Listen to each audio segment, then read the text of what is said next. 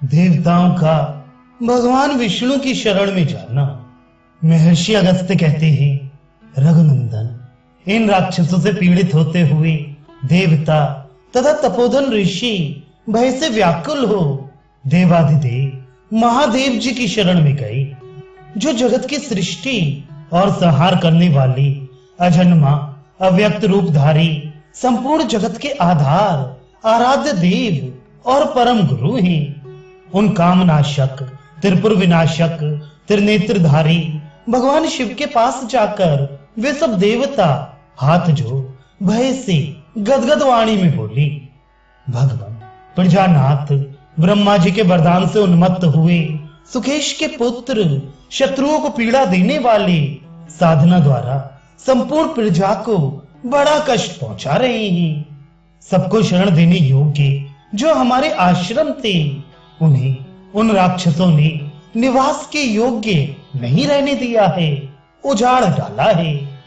देवताओं को स्वर्ग से हटाकर वे स्वयं ही वहां अधिकार जमाए बैठे हैं और देवताओं की भांति स्वर्ग में विहार करते हैं। माली, सुमाली और माल्यवान ये तीनों राक्षस कहते हैं, मैं ही विष्णु हूँ, मैं ही रुद्र हूँ, मैं ही ब्रह्मा हूँ तथा मैं ही देवराज इंद्र, यमराज, वरुण, चंद्रमा और सूर्य हूँ। इस प्रकार अहंकार प्रकट करते हुए वे रण दुर्जय निशाचर तथा उनके अग्रगामी सैनिक हमें बड़ा कष्ट दे रहे हैं। देव, उनके भय से हम बहुत घबराए हुए हैं, इसलिए आप हमें अभय दान दीजिए तथा रौद्र रूप धारण करके देवताओं के लिए कंटक बने हुए उन राक्षसों का संहार कीजिए।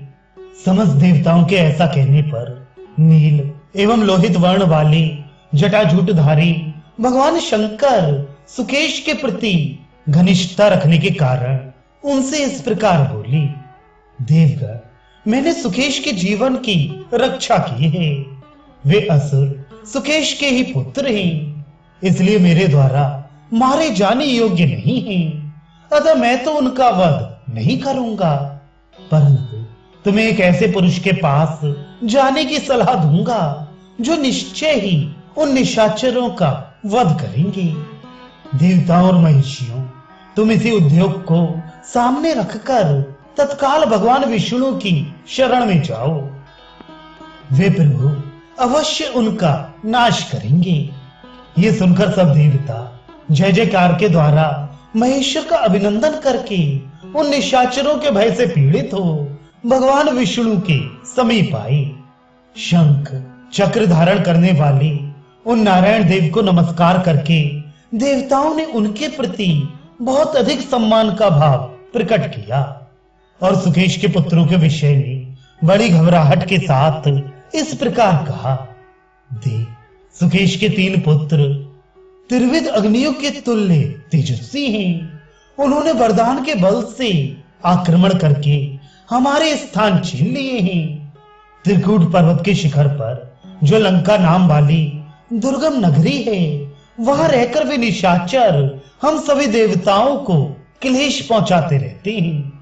मधुसूदन, आप हमारा हित करने के लिए उन असुरों का वध करें। देवेश्वर, हम आपकी शरण में आए हैं, आप हमारे आश्रयदाता हो।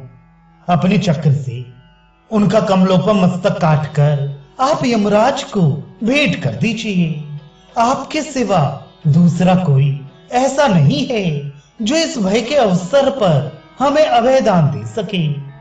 देव, वे राक्षस मद से मतवाले हो रहे हैं, हमें कष्ट देकर हर्ष से फूल नहीं समाते हैं। अतः आप सम्रांगण में सगे संबंधियों सहित उनका वध करके हमारे भय को उसी तरह दूर कर दीजिए जैसे सूर्य देव कोहरे को नष्ट कर देते हैं।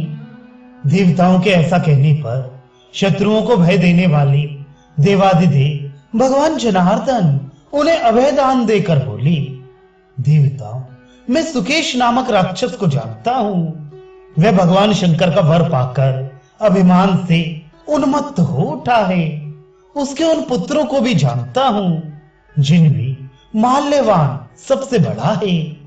वे नीच राक्षस धर्म की मर्यादा का उल्लंघन कर रही हैं, अतः मैं क्रोध पूर्वक उनका विनाश करूंगा। तुम लोग निश्चिंत हो जाओ। सब कुछ करने में समर्थ भगवान विष्णु के इस प्रकार आश्वासन देने पर देवताओं को बड़ा हर्ष हुआ। वे उन जनार्दन की भूरी भूरी प्रशंसा करते हुए अपने अपने स्थान को चले गए।